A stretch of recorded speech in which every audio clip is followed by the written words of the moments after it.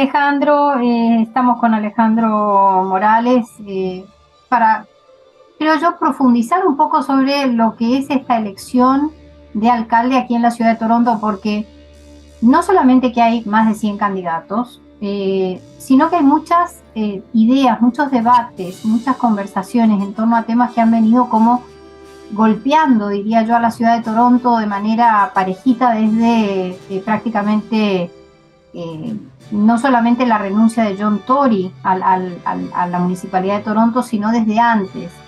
Creo yo fue un efecto de alguna manera consecuencia de la pandemia también, esta crisis, ¿no?, en la cual se encuentra nuestra ciudad en tantos aspectos. Indudablemente a la gente, a lo mejor es mi percepción, Alejandro, no sé, pero ¿a ti te parece, después de haber visto un poco las plataformas de todos los candidatos, que hay una preocupación mayor, creo yo, por el tema vivienda y por el tema salud mental y por el tema de la seguridad en general, ¿no? Estos tres temas como que sobresalen, ¿verdad? No cabe duda, Sandra, porque esta elección, que es algo totalmente inesperado, ¿no? Y que ha traído un número de más de 100 candidatos, es algo que se posiciona, digamos así, en el tiempo, con casi, digamos, lo podríamos decir, ya casi 3 años de pandemia, que de alguna manera ha influenciado a la gente en lo que ellos piensan, en lo que ellos necesitan hacer. Entonces, indudablemente que el problema de la habitación es un problema muy álgido, muy necesario de arreglar, que está a mano, en cierta medida, de los candidatos. Habitación. Hablamos de rentas, ¿verdad? Hablamos de, bueno, ni hablar de compra de propiedades, ya eso son palabras mayores. Ya, eso, claro, eso. Hablamos de evicción, personas que son echadas a la calle constantemente, ¿no? O de ciertos mecanismos que no protegen a los inquilinos en los sistemas de vivienda, ¿no? Tienes toda la razón. Ahí hay ciertos sistemas que la gente, los propietarios de edificios de todo tipo, ¿no? Realizan, creo que le llaman anti-renovation, una cosa así, que reclamando de que el hecho de que hay que hacer una renovación, suponte tú, de un apartamento, viene posteriormente la evicción, porque la persona no se puede ir, la persona no puede encontrar otra casa. Es decir, viene todo este nuevo sistema en que pone, digamos, la necesidad de la gente estar alerta, dónde están, qué van a hacer en el futuro. Entonces, la gente está, sobre todo al tener 100 candidatos, ¿por quién vamos a votar, no? Indudablemente que hay algunos de ellos que han sobresalido ya con su propaganda y han participado en algunos debates. Ya la gente tiene cierta claridad, y hay algunos candidatos que han estado trabajando políticamente por muchos años. Han sido miembros del Parlamento, ¿no es cierto? Han sido también concejales de la municipalidad anteriormente, de manera que, de alguna manera, la gente está más familiarizada con esas personas. Una de las cosas que me llama la atención siempre de esta elección municipal acá en Toronto es el hecho de que los que votan, las personas que votan, son los propietarios. Es decir, si una persona, por ejemplo, vive fuera de Ontario, pero tiene propiedad en Toronto, puede votar por alcalde de Toronto. Entonces, el hecho de ser propietario a uno le da el derecho a votar, y este es un factor interesante a la hora de ver, digamos, cuál es la composición del voto, ¿no? Lo cual indicaría, por ejemplo, que personas que son propietarios, por lo tanto, tienen muchísimo más poder económico, o han adquirido bienes y riqueza a lo largo de su vida de manera mucho más desarrollada que la de un inmigrante, por ejemplo, va a decidir quiénes pueden ser gobierno en la ciudad que es mayoritariamente habitada por inmigrantes. Y casualmente muchos de esos inmigrantes sabemos que no votan, ya sea porque o son recién llegados, porque todavía no tienen derecho a votar, o porque ni siquiera a lo mejor conocen el sistema político, todavía están en otros temas, están tratando de precisamente sobrevivir en el día a día, y la política obviamente pasa a un segundo lugar, ¿verdad? Cuando uno tiene el agua al cuello o la sensación de estar recién arribando en un medio social y sobre todo tan complejo como es la ciudad de Toronto, ¿no? Entonces me imagino yo que el hecho de que haya como estos debates, ¿no?, de candidatos, aún así a mucha gente le debe resultar bastante ajeno todo esto, ¿no? Indudablemente que sí, Sandra. Mi propia experiencia como trabajador comunitario desde hace muchos años, me di cuenta de que en términos de los inmigrantes, y sobre todo los inmigrantes más jóvenes, que no han tenido una experiencia como tienen los inmigrantes que ya han vivido en esta ciudad por un tiempo más largo, indudablemente. Con otras personas hemos ido a los clubes de seniors o de personas mayores de 65 años y nos hemos dado cuenta que algunos de ellos ya conocían los candidatos, por lo menos conocían los candidatos, y muy pocos le abrían la puerta y les pedían un folleto en que indicara qué es las cosas que ellos decían. Y creo que eso fue un par de adultos mayores en un club de seniors que nos indicaron: esta es la forma de conocer a estos candidatos, qué están ofreciendo, quiénes son. Entonces, entre la población de adultos mayores hay mejores posibilidades de votar, primero que nada porque la mayoría son ciudadanos canadienses. Entonces, para ellos no es un problema, digamos, el no tener la ciudadanía o tener el derecho a voto asegurado. Y ya están en la lista de electores y reciben indudablemente la notificación para el día de la votación y para las urnas anticipadas que hay, en fin, o votar por correo. Lo que estuve viendo, esa votación por correo es un poquito compleja. Yo creo que especialmente para la gente de los grupos étnicos, como no es nuestra comunidad hispanohablante, es un poquito difícil el voto por correo. Es confortable para los que lo dominen y lo pueden llenar el formulario y recibir de vuelta, ¿no es cierto?, el derecho a voto y de alguna manera señalar su preferencia, de manera que no es mucha la gente que está interesada. En la votación anticipada sí, pero todo depende dónde esté, ¿no es cierto?, el local donde se va a votar. En el caso mío, por ejemplo, en otras elecciones yo tenía un local de votación anticipado a 2 cuadras de la casa. Ahora tengo que ir a NET, digo en Keighley Bloor, tengo que ir a NET, tengo que tomar un bus en Dundas West a la NET Community Center. Entonces, es mucho más difícil que vaya. Prefiero votar en la Iglesia Católica que está al lado, que es la que va a recibir a los electores el 26 de junio. Claro. Y esto es siempre importante, ¿no? Ver cuánta gente realmente va a salir a votar el 26 de junio para estas elecciones que van a elegir a quién va a ser el alcalde por los próximos 4 años. Ahora, ¿cuál sería en tu criterio la mejor manera, digamos, de presentar las ideas de los candidatos? A ver, tú que has leído todas las propuestas, ves, me imagino, temas comunes y ves las diferencias que hay entre cada uno. ¿Por qué no empezamos por aquel candidato, en vez de hacerlo por orden alfabético? Sugiero hacerlo por orden, digamos, de un poco lo que más te ha llamado a ti la atención en cuanto a, por ejemplo, servicios para adultos mayores, porque leer todas las plataformas, digamos, es interesante, pero hay puntos como que son centrales, ¿no? Y hay también, creo, necesidades en nuestra comunidad hispanohablante que son centrales. El tema de la pobreza, el tema de la vivienda, decíamos, el tema de los servicios a adultos mayores, el tema de guarderías también para las familias, el tema de transporte público, que es otro de los áreas bien complicadas, ¿no? Son temas que por la seguridad también y por lo malo que son los transportes públicos también, que tienen serias deficiencias.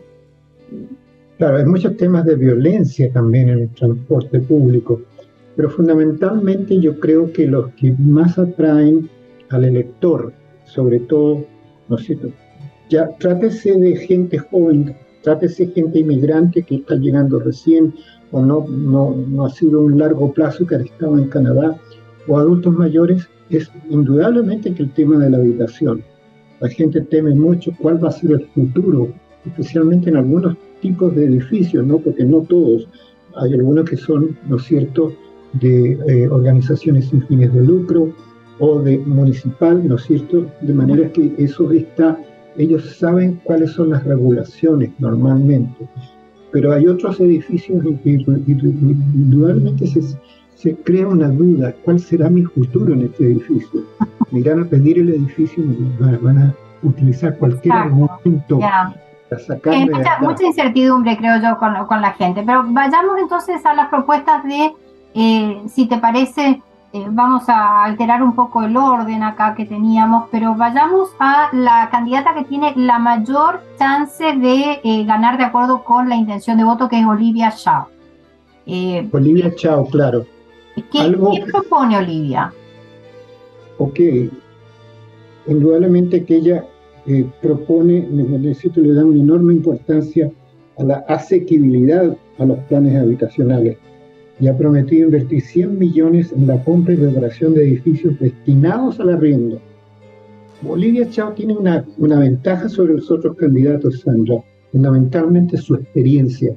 Es una mujer que ha estado en el Parlamento Federal, que ha sido también concejal y que ha tenido mucha experiencia en diferentes, ¿no es cierto?, en diferentes niveles. Y además de haber sido la esposa de quien fue el principal líder de la oposición en su momento, nos referimos a Jack Layton, que quienes a lo mejor no han llegado después del 2013, que han llegado después del 2005 o 2006 al país, tal vez nunca lo conocieron, pero Jack Layton fue una figura sumamente importante de la política nacional en la época en que Stephen Harper era el primer ministro, ¿no? Y la dupla Chow-Layton era una de las parejas políticas más interesantes del momento. Yo recuerdo haber conversado con Jack Layton, me acuerdo para lo que fue la cumbre del G7, cuando se hizo la cumbre del G20, perdón, que se hizo acá en Toronto. Y en esa discusión, digamos, él participó a nivel federal también, dando la bienvenida a todos los jefes de Estado, ¿no?, de todos los países que venían como líder de la oposición. Y él tenía no solamente ambiciones de ser primer ministro, sino además de traer grandes transformaciones a lo que era la sociedad canadiense, y a él le preocupaba mucho los inmigrantes, no solamente porque estaba casado con una inmigrante, y él siempre daba el ejemplo de su relación con Olivia y con la madre de Olivia, con quien también él había aprendido muchas cosas de la vida de los inmigrantes en esta ciudad, ¿no? Entonces, sí, creo yo que esa experiencia de vida ha marcado la carrera política de Olivia Chow.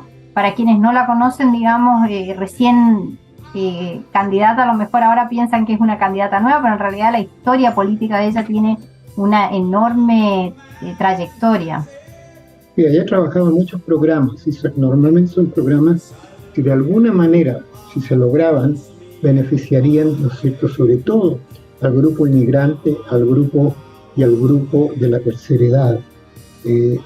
Anecdóticamente, en una reunión en mi edificio, que es un edificio sin fines de lucro, había un grupo como de 50 adultos mayores, y anecdóticamente dijo: cuando me casé con Jack Layton, no le dije que iba a traer a mi madre a vivir conmigo.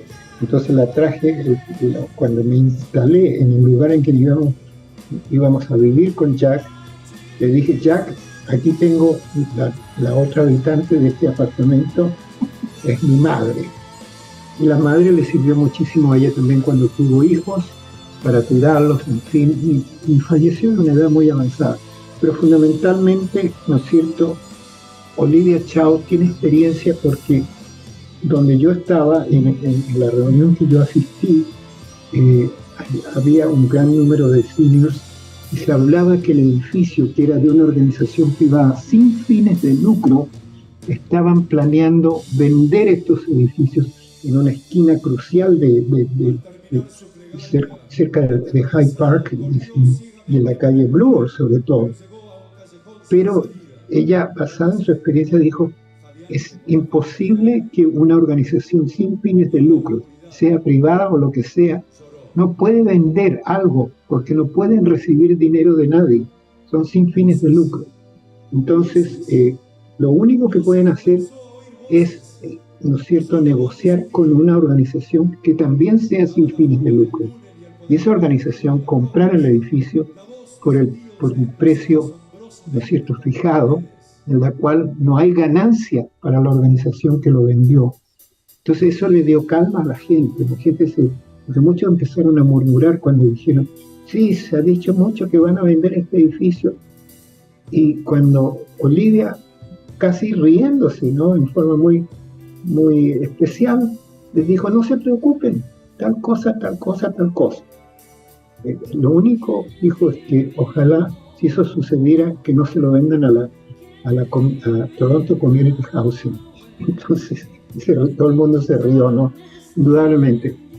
Pero Creo que, digamos, el plan que tiene Olivia, sin duda que está basado en estos principios, ¿no? De tratar de generar lo que tú decías, una ciudad que sea más accesible, que no sea con tantas diferencias, ¿no? Que por eso ella habla de que a quienes compraron casas de millones van a ser capaces de pagar un poco más de impuestos, y ahí es donde ella piensa sacar.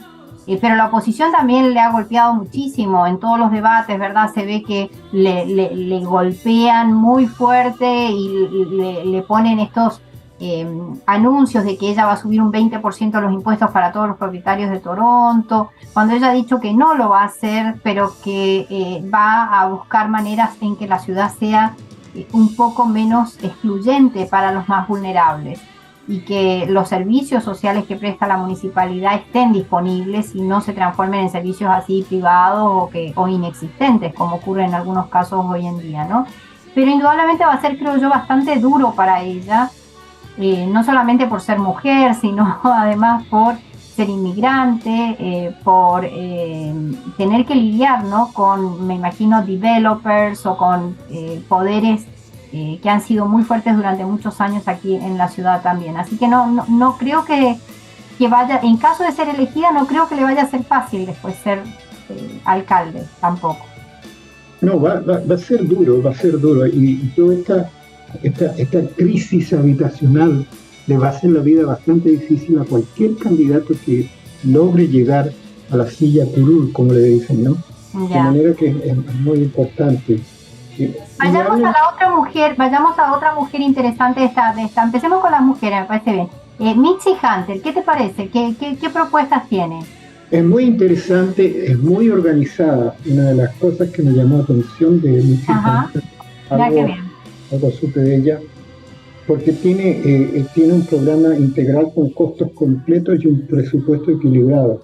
Además da una lista, porque a la gente, al elector le gusta mucho, hágame una lista de 1 a 10 de cuáles son sus prioridades, de manera que ellos también de esa manera logran tener la claridad mental para decir, esto es lo que me conviene o esto es lo que no me conviene. Ya. Ella tiene 6 prioridades para Toronto. Una es la asequibilidad habitacional y protección de los arrendatarios. Todos los candidatos lo tienen. Ya. Que Toronto avance en la materia, atención preferente a la seguridad, situación de calle y salud mental. Situación de calle es un problema. Los shelters están abarrotados de gente. Muchas veces no pueden tomar a toda la gente. Y salud mental, ¿para qué decir? Ese es un problema diario. Los hospitales están llenos de casos en sus salas de emergencia con asuntos de salud mental. La mejora de los servicios municipales, una ciudad verde y vibrante, y transparencia en la gobernación y presupuesto. Mitzi Hunter, tú sabes que ella es de Scarborough, es muy conocida en Scarborough.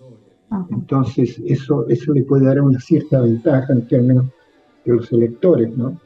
Pero fundamentalmente es una mujer muy organizada que ha tenido ya ciertas experiencias durante varios años en la comuna de Scarborough. Y ella se da cuenta que Toronto está cerca de lo que se llama un punto de inflexión, es decir, estamos en un punto crítico, ¿no es cierto? Y puede haber una ruptura de muchos servicios y muchas situaciones que se pueden producir en los próximos años. ¿Qué pasa con Ana Bailao? En cuanto me interesa sobre todo el tema de Tú mencionabas el tema de la experiencia, cosa que Ana Bailado dice que ella tiene, es la única que tiene suficiente experiencia para negociar un presupuesto con el nivel, a nivel federal y a nivel provincial. Y No, después el otro argumento es también con respecto al tema de controlar a los developers, ¿no? ¿Cuál es la capacidad que tienen realmente de poder hacerlo esta candidata? absolutamente, los developers también presentan, porque para ellos indudablemente el lucro es lo fundamental, de manera que toda la población necesitada de habitaciones no está en sus planes de ninguna manera. Eh, Ana presentó un plan habitacional para darle prioridad a la gente, construir casas y movilizar la municipalidad. Indudablemente que todos los problemas que nosotros hemos conversado ya dentro de poco tiempo, ¿no? Los temores que tienen sobre todo los arrendatarios, ella los decide, ¿no es cierto?, de alguna manera solucionar eso y prevenir, ¿no es cierto?, prevenir las evicciones, ¿no es cierto?, quiere establecer un departamento especializado para prevenir las evicciones, porque no es nada más terrible, Sandra, que la evicción para una familia.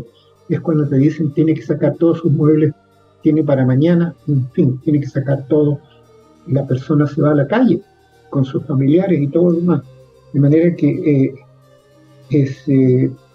además Bailao tiene una experiencia, fue Deputy Mayor de John Tory por varios años, de manera que conoce el movimiento municipal y se compromete, digamos, a asegurar que un 20% de las nuevas habitaciones construidas hasta el 2031 sea un mínimo de 57.000 hogares. Será con el propósito de ser arrendados, sin embargo, no para propiedad familiar o personal. Y vamos a los candidatos ahora del otro espectro masculino, ¿no? Empecemos con el concejal Josh Matlow. ¿Qué te ha parecido su propuesta? Y yo lo que veo en la propuesta un poco de Matlow, sin haberla leído toda, pero me da la sensación como que es el que más abre el abanico en cuanto a problemáticas sociales. Sí. ¿Es real eso? Yo estuve digamos, en una presentación que él hizo, e indudablemente tiene un cierto grado de popularidad con los adultos mayores, algo que él indudablemente no se ha olvidado, como algunos se olvidan, algunos candidatos una vez que llegaban a la municipalidad como concejales, no es que se olvidaran de las promesas, sino que no existía esa relación que Maslow ha sido capaz de crear con los adultos mayores, con los diferentes centros, ¿no es cierto? Y además que ofrece, como dices tú, un abanico bastante interesante. Por ejemplo, uno que me llamó la atención es hacer que las bibliotecas públicas de Toronto permanezcan abiertas, ¿no es cierto?, los domingos. Sí, eso también lo dice Mitzi Hunter en su propuesta. Me parece que hay cosas que se copian entre ellos, ¿no? Como que son entre ellos sí, hay ciertas cosas. Pero me parece bien, o sea, apuntan a distintos públicos, apuntan a la familia, a los jóvenes, a la tercera edad, como tratando de llegar a todo el espectro de votantes, ¿no? Pero también se preocupa mucho por el proceso de envejecimiento, porque mucha gente ve al adulto mayor, bueno, va a votar o no va a votar, pero no ven que hay diferentes etapas durante el envejecimiento. Ajá. Y hay diferentes actitudes. Hay gente que es muy activa durante lo que, digamos, las Naciones Unidas llaman el envejecimiento activo. Claro. Es decir, el adulto mayor puede tener 80 años, pero si está activo, indudablemente que va a estar más saludable. Entonces, y a mí me parece interesante lo de Matlow también respecto del enfoque de salud de la tercera edad, ¿no? Porque teniendo en cuenta que vamos a tener una ciudad cada vez con más población de adultos mayores, él habla, por ejemplo, de la necesidad de tener más paramédicos y eso con específica atención a los adultos mayores, ¿verdad? En cuanto a quienes más ocupan tal vez los servicios de emergencia, ¿verdad?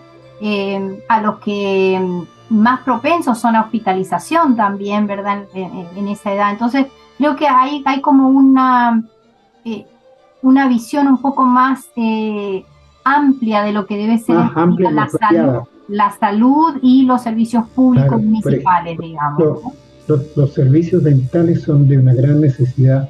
Normalmente un dentista cobra una cantidad enorme para un adulto mayor hacer simples trabajos en su dentadura, ¿no? Eh, Afortunadamente el gobierno federal ha estado trabajando también en ese terreno y ya se puede a ciertos grupos de adultos mayores, dependiendo de su ingreso anual, pueden tener servicios dentales gratuitos y algunos lo están haciendo. O sea que ahí ya tenemos, digamos, como más paramédicos, más servicios dentales, ok. Y otra cosa también que aparece, que veo yo el enfoque un poco diferente, y ahí se ve la diferencia entre candidatos y candidatos, ¿no? Quienes enfocan el tema de la seguridad comunitaria, la enfocan como una problemática meramente policial, y quienes enfocan esta problemática como algo que tiene que ver indudablemente con los factores determinantes de la pobreza, el racismo, el trauma, es decir, como una problemática social más compleja y al mismo tiempo que requiere intervenciones desde distintos ámbitos, no solamente desde lo estrictamente policial. Claro, tienes razón. Por otro lado, ojo, que en términos de popularidad, por ejemplo, él está diametralmente opuesto a lo que Ford, el premier de la provincia, Doug Ford, quiere hacer con Ontario Place, y convertirlo en un spa, un lugar de sitio para gente privado. Y hay 16 acres donde está Ontario Place que dan acceso al lago Ontario, de manera que él quisiera que no se perdiera ese acceso, como que no sea privado, claro, que siga siendo de todos los torontianos. Habla también de...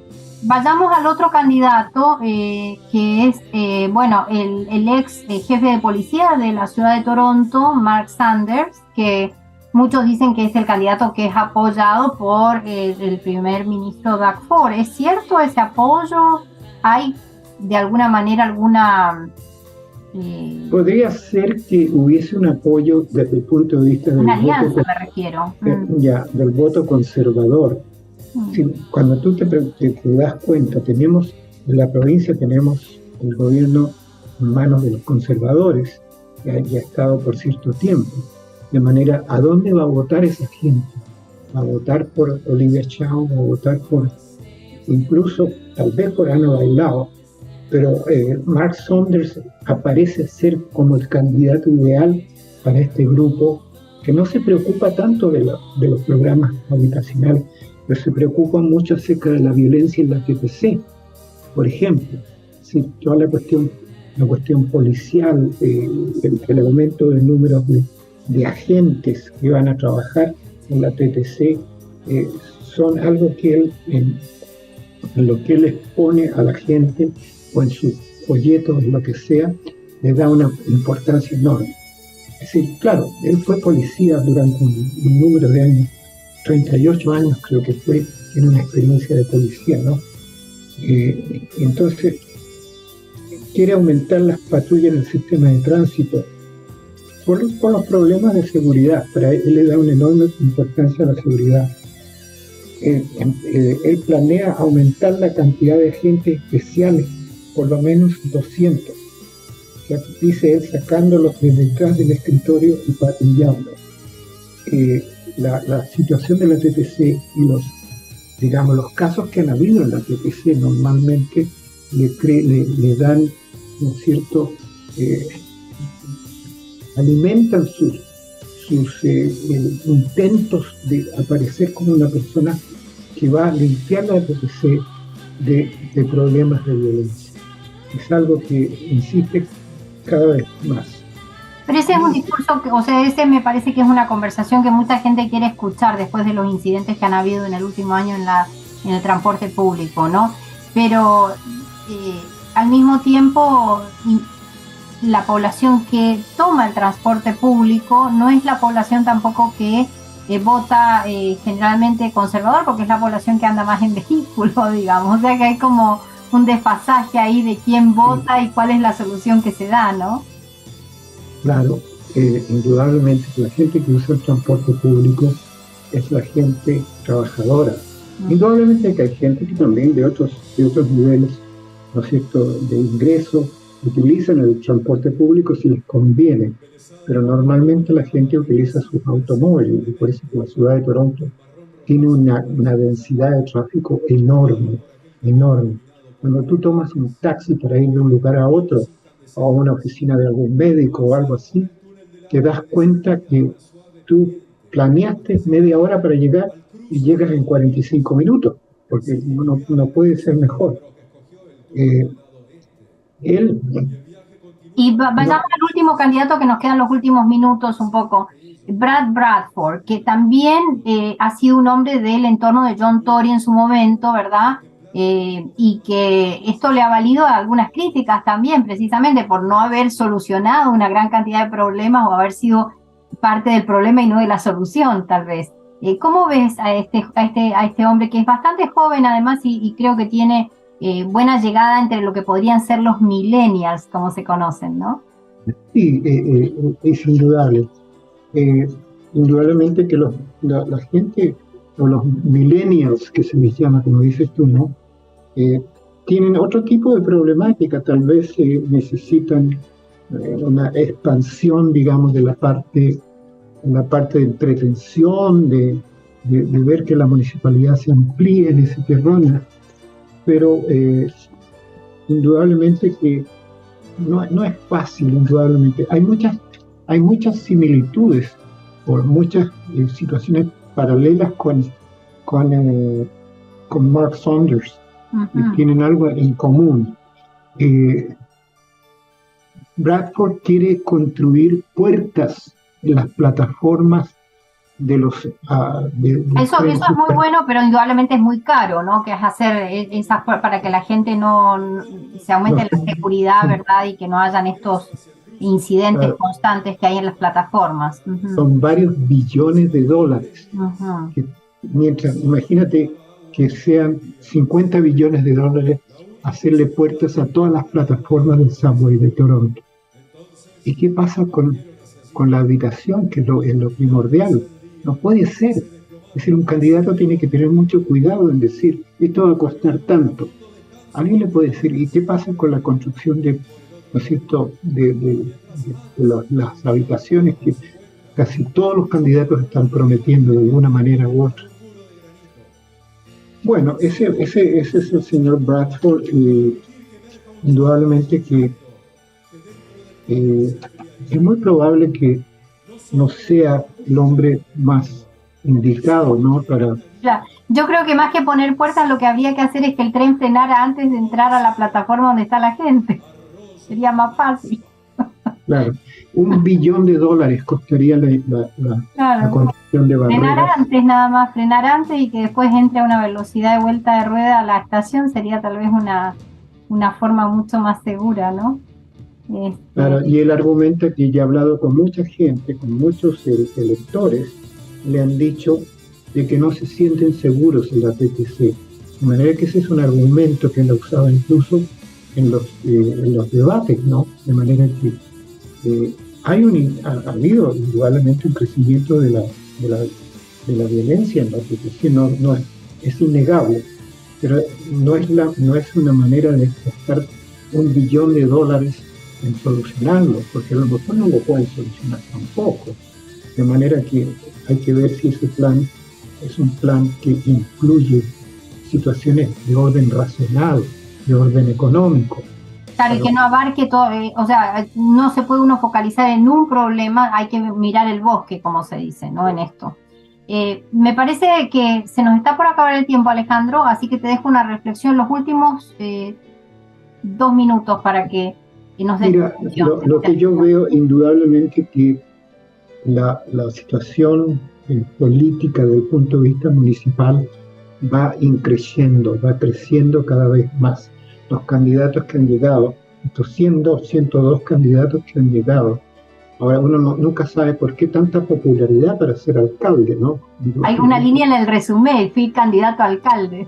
Claro, Eso es lo que van a utilizar. Yo creo que te tendrías Indudablemente. que haber presentado, Alejandro. Yo creo que hubieras tenido muchas chances. En fin, en fin. Bueno, ha sido muy agradable conversar contigo de esto. Ojalá que hubiese más discusión realmente, sobre todo en nuestra comunidad, ¿no? Uno quisiera tener el tiempo de poder asistir a algunos clubes, a algunas organizaciones que están funcionando. Pero fíjate que se ha comprobado mundialmente que es el adulto mayor, por ejemplo, el que tiene más fidelidad al sistema eleccionario. Eh, Recientemente hablábamos con Rodrigo en una reflexión que hicimos de que indudablemente hay gente que cree que, por ejemplo, en Estados Unidos es la mayor y mejor democracia del mundo.